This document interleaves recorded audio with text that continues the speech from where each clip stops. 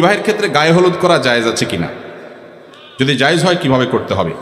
ভাই, আপনার বিয়েতে আপনি গায়ে কি হলুদ দিবেন না মরিচ দিবেন এটা আপনার ব্যাপার, কিন্তু মনে রাখবেন গায়ে হলুদের এই যে কালচার আমাদের দেশে হয়, সবাই করেন কম বেশ, বিয়ে করবেন আর গায়ে একটু হলুদ মাখবেন না, এটা তো হয় না। মাখছেন হয়তো, অনেকে মাখছেন, অনেকে মাখবেন।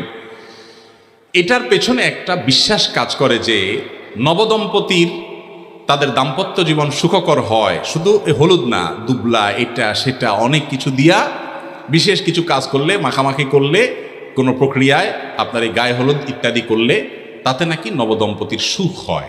এটা কোনো মুসলমানের বিশ্বাস? মুসলমানের বিশ্বাস না। মুসলমানের সুখ এবং শান্তির মালিক কে?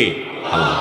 গায়ে হলুদের নাম দিয়া ওই অনুষ্ঠানে বেপরদিগি করে, মিউজিকের ছড়াছড়ি করে, হারামের ভিতরে হাবুডুবু খেয়ে আপনি যদি বিয়ে করেন, ওই বিয়েতে দাম্পত্য জীবনের সুখ করতে হবে, ওখানে আল্লাহর গজব তো এমনিই নাজিল হবে।